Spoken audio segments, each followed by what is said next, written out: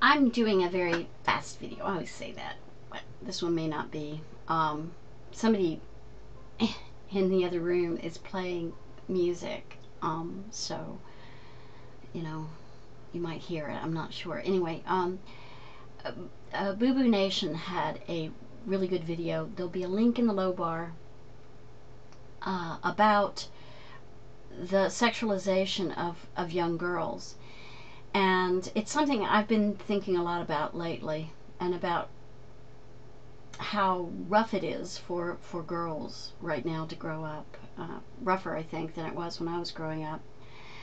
I mean, I remember when I was about between 10 and 12, I was really interested in telescopes, microscopes, and doing science experiments. And most of the girls, I even, in that time, I thought of it as defection. I thought of them as defecting and going over to the side that was always checking what guys thought about them, what boys were looking at them. And before I get the comment, no, I am not a lesbian, so I just think it's even worse now. Girls don't get to be little girls. The problems they have to deal with, like divorce rates, chemical addictions, they see casual sex around them all the time, violence against women, all have a profound impact on the development of women's roles. And there is a woman whose name is Dr. Mary Pfeiffer, did a study of adolescent girls, and that she published 1994 called Reviving Ophelia. And I haven't read this book, but I've heard quite a bit about it. Now, this was 1994. That's, what is that, 16 years ago. And it's gotten worse since this was published.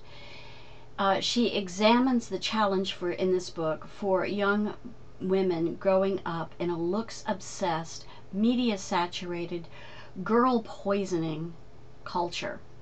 And, you know, a lot of people are going to object and say, girl poisoning, what does that mean? I mean, I just, if you don't know what girl poisoning is, you haven't looked around lately. Increasingly, girls have been sexualized and objectified in every aspect of popular culture, advertising, movies, music videos, leaving few protected spaces where they can claim a true and wholesome identity. I mean, when I was growing up, I didn't have to worry about predators seeing me on Facebook or you know, any of those electronic kinds of things. I mean, the internet wasn't even around when I was growing up at all. So I just grew up doing things in the world. I mean, some kids and I had a spelunker club. That's like going in, we did caves. We went into caves and explored caves on our own when I was about 10 or 11.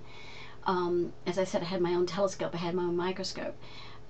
Girls now, I mean, my sister she went Barbie crazy, so she was all into Barbie dolls and stuff, but I always thought Barbie dolls were a total waste of time. And luckily, you know, my parents saw that I wasn't the same, and I mean, I wasn't like my sister, and I wasn't gonna be. She was older than I was. They, you know, bought books for me that were science related, and they bought lots of science-related paraphernalia. I'm sure they didn't spend any more on me than a lot of mothers are spending on their daughters having the latest brat dolls or whatever. God, I sound bitchy today. But anyway, it goes on to say, peer groups generally peak in early adolescence and remain important as individuals move through high school into young adulthood. Lack of knowledge and awareness of one's sexual identity makes one more susceptible to peer pressure. This realization peaks in adolescence during a time when middle school girls sense their lack of power in society, but generally are able unable to articulate what they sense. And she goes on, bright and sensitive girls are more likely to understand the implications of the media around them and to be alarmed, yet they lack the cognitive, emotional, and social skills to handle this information. They struggle to resolve the unresolvable and to make sense of the absurd. I mean, as I said, even when I was in school, I saw these girls like defecting to only caring about how they appeared to boys.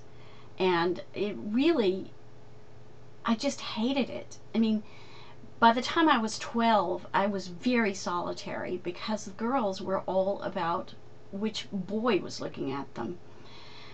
Less perceptive girls miss the meaning of sexist ads, music, and shows entirely, therefore aiding their subordination in a consumer-based society that capitalizes on their experiences. How do young girls cope? The author of the book under discussion, Reviving Ophelia, identifies 4 categories for coping.